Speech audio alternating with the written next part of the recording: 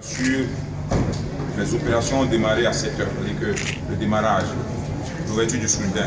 Vous voyez, le oui, c'est comme oui, conformément au code, donc 7 heures, et c'est ça qui est en bleu, le rouge, en retard.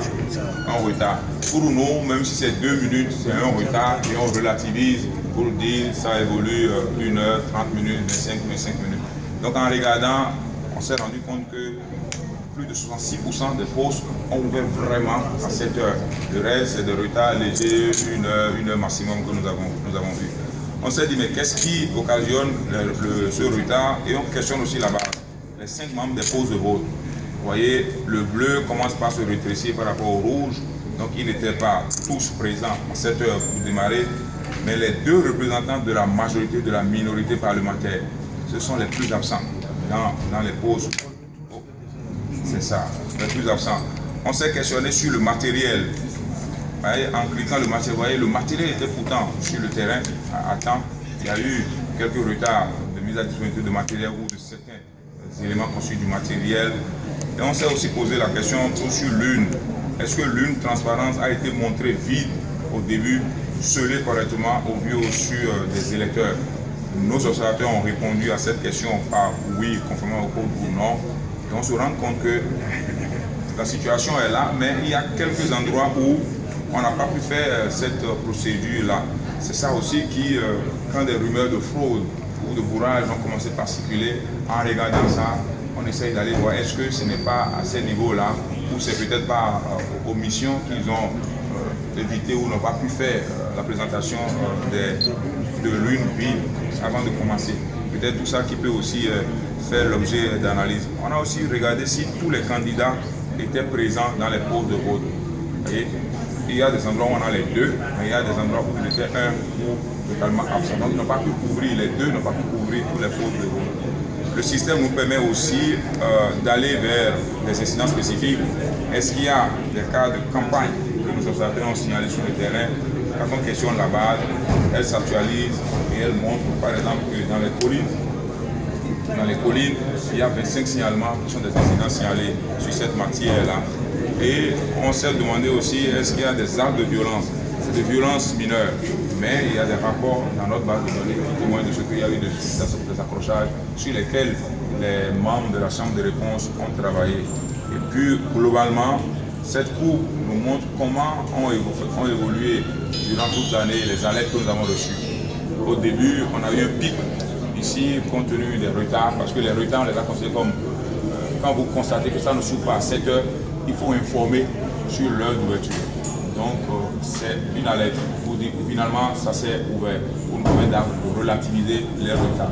On a eu un pic ici, quand la rumeur de fraude et de bourrage a commencé à circuler. Il y a eu beaucoup de rapports, il y a eu beaucoup d'incidents dans les postes où simplement le fait, en voulant remettre le bulletin à l'électeur, quand l'agent de poste de vote positionne son doigt sur un candidat, les membres du poste considèrent ça comme une consigne de vote et ça a surchauffé beaucoup de postes de vote. Et donc on a eu pas mal d'alertes, mais à l'étape actuelle, c'est en train de... Pour voir le 10e arrondissement de Cotonou, si vous avez peut-être un poste spécifique à voir... Non, j'ai reçu la lettre, mais ça indiquait le poste en question. Ok. Qui m'a amené à analyser. Je peux ici, en prenant le littoral comme élément à traquer, le 10e arrondissement, je peux aller dans un poste de vote spécifique. Le système ne me charge pas, sinon je vais dans un poste spécifique. Je peux aller voir la grille d'observation dans les mains de l'observateur qu'on a positionné là. Si on a un observateur pour apprécier ce que vous avez. Le coordonnateur qui est sur place. Voilà, donc ici, d'accord, voilà, les postes sont chargés. Si vous avez la précision sur le poste, un des postes, je peux appuyer dessus et comme ça, la grille qui se trouve dans les mains de l'observateur là-bas va s'afficher pour moi. Ici, la grille s'affiche, mais on n'a pas un observateur présent là, c'est pourquoi c'est vide. Si j'avais la précision sur le poste, je pourrais, en surfant ici, aller sur le poste et aller voir s'il y a une alerte ou s'il y a une situation à ce niveau-là. Voilà globalement ce que le dispositif nous permet de faire. Mais pour ne pas être surpris par des difficultés techniques, on a redondé nos solutions en ayant 2 plateaux.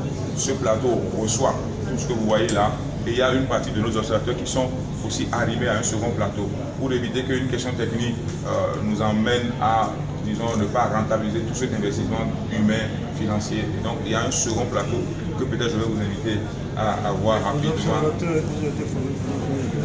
On les a, d'abord on a fait une formation de... Décidément.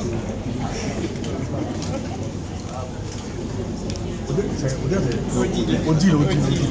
Chaque fois qu'il y a des travaux à assurer, tout nous revient. C'est tout le Burkina Faso. Sur la guerre à nouveau parmi nous. Monsieur le Président, merci. Ah, c'est donc que toi, les derniers week-ends ne viennent pas encore. Oh, on s'est vu plusieurs fois. Très occupé, donc je le sais. C'est pour ça que j'ai préféré En tout cas, attendre.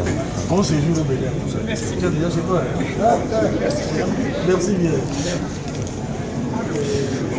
On a formé des formateurs sur 2 jours et puis les observateurs ont été formés sur une journée de 9h à 18h sur la grille et le style d'envoi des SMS.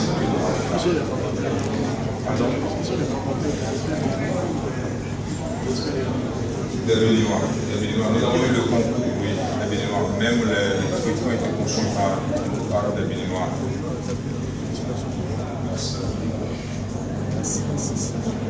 Oui, mon collègue Bruno Lausson va prendre la relève ici. Comment ça va? Ça se passe bien? Bien.